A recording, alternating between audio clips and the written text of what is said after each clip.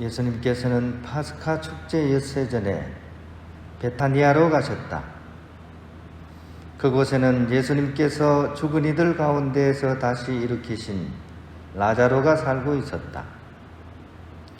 거기에서 예수님을 위한 잔치가 베풀어졌는데 마르타는 시중을 들고 라자로는 예수님과 더불어 식탁에 앉은 이들 가운데 끼어 있었다. 그런데 마리아가 비싼 순나르드 향유 한 리터라를 가져와서 예수님의 발에 붓고 자기 머리카락으로 그 발을 닦아드렸다. 그러자 온 집안에 향유 냄새가 가득하였다. 제자들 가운데 하나로서 나중에 예수님을 팔아넘길 유다 이스카리옷이 말하였다. 어찌하여 저 향유를 300데나리온에 팔아 가난한 이들에게 나누어 주지 않는가?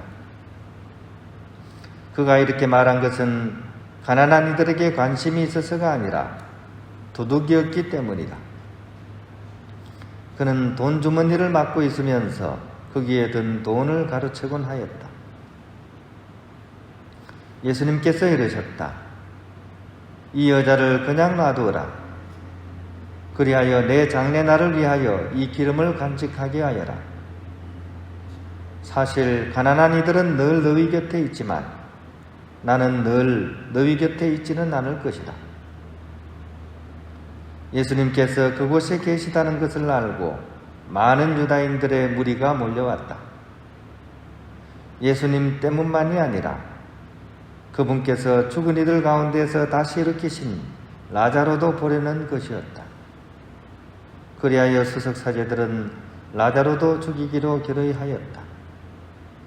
라자로 때문에 많은 유다인이 떨어져 나가 예수님을 믿었기 때문이다. 주님의 말씀입니다.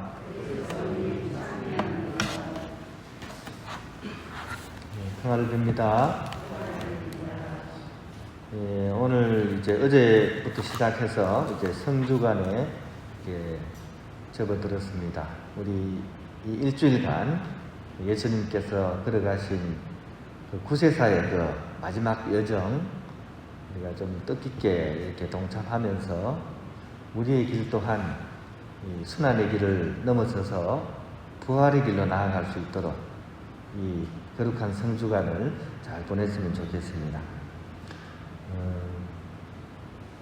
오늘 복음 내에는 바로 그런 우리에게 뭔가 성찰거리를 던져주는 그런 아름다운 이야기가 복음서 내에서 가장 아름다운 이야기입니다.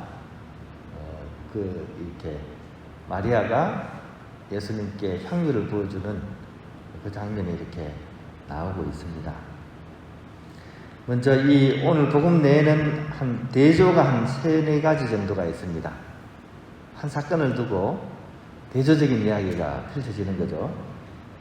제일 먼저 죽음과 부활의 대조가 나옵니다. 예수님께서 라자로를 살렸죠, 그죠? 죽은 사람을 살렸습니다. 그러니까 부활의 어떤 의미를 라자로가 지니고 있다면 오히려 반대로 예수님께서는 바로 그 사실 때문에 돌아가시게 되는 그런 대조가 나옵니다. 사람들이 죽은 라자로가 살아난 걸 보고 그때부터 본격적으로 예수님을 믿기 시작했기 때문에 가만히 놔뒀다가는 큰일 나겠다. 이래 가지고 이제 고위 직책에 있는 사람들, 특히 최고의회 의원들이 결정을 하게 됩니다. 너무 위험하다. 가만히 둘 수 없다. 그래서 라자로도 죽이고 예수도 죽여야 되겠다. 이렇게 마음을 먹게 되는 그런 단초가 되는 사건입니다. 부활과 죽음의 대조, 이것이 첫 번째 대조입니다. 두 번째는 섬기는 것과 섬김을 받는 것의 대조입니다. 요한복음을 보면 발 씻음 사건이 2가지가 있습니다. 오늘도 요한복음이죠, 그죠?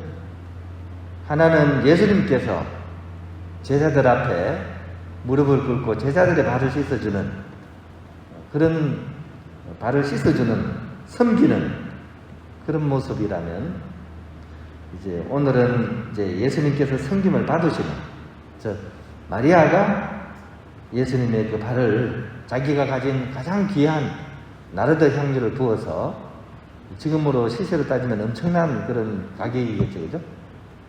그것을 이렇게 바로 이렇게 통해서 예수님의 발을 씻어주는 복음서너에서 가장 아름다운 장면. 또 한편으로는 예수님께서 웃음 지으신 유일한 장면. 예수님이 대부분 화내시거든요. 이때는 웃었다 그래요. 왜냐하면 발가락이 간질간질 하셔가지고 웃었다는. 둘 다 아름답죠, 그죠? 이 대조는 섬기는 모습과 섬김을 받는 이 두 가지 모습이 다 아름답습니다. 세 번째 대조는 첫 마음들의 대조입니다. 첫 마음. 처음에 가지는 그런 마음. 마리아는 옥합을 깨뜨리죠, 그죠? 그러니까 그 귀한 향유를 싸고 있는 그 옥합을 깨뜨려 버립니다. 그리고 거기서 흘러나온 향유를 가지고 예수님의 발을 닦으면서 자신의 어떤 허물과 죄를 용서해 주신 예수님께, 또 자신의 오빠를 살려주신 그 큰 은혜를 갚기 위해서 이렇게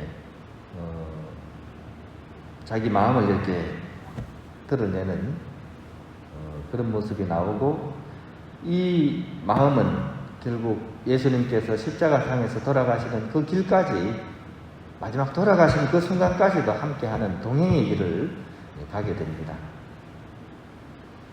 거기에 반해서 이 유다는 처음에 이제 예수님의 제자로서 이렇게 따라붙었던 사람인데, 돈주머니를 맞게 되면서 슬금슬금 이제 탐욕에 물들어가게 되고, 결국은 처음에 가졌던 그 첫 마음이 점점 오염되어가는 그런 모습을 보여줍니다. 그래서 오늘 복음에 나오다시피 투들투들거리죠, 그죠?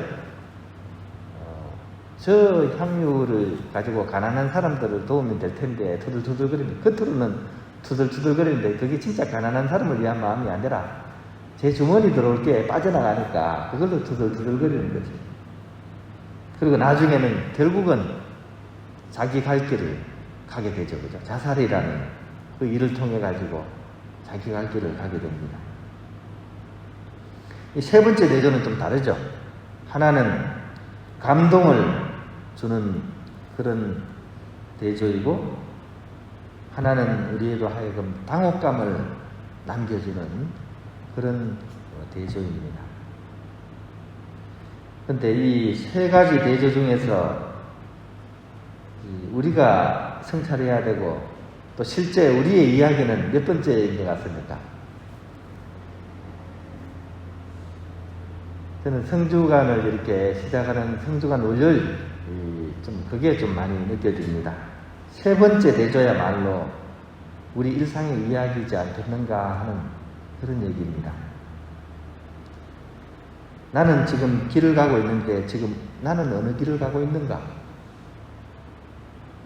감동의 길, 감동로를 가고 있나? 우리 본당이 무슨 로죠? 가정로죠, 그죠? 가정로도 있지만 내 인생의 길은 지금 감동로를 가고 있나? 아니면 유다처럼 당혹감을 주는 당혹로를 가고 있나? 이것은 우리가 처음에 가졌던 그 첫 마음을 우리가 어떻게 살아가는가, 그것을 우리가 성찰해보면 알 수 있을 것 같습니다. 오늘 하루 내가 걷고 있는 이 길이 감동로인지 당혹로인지 잘 성찰해보고, 이 당혹로 쪽을 가고 있다면 어떻게 빨리 유턴을 해서 감동로로 방향을 바꿀 수 있도록 그렇게 우리의 걸어가는 길을 한번 성찰해 봤으면 좋겠습니다.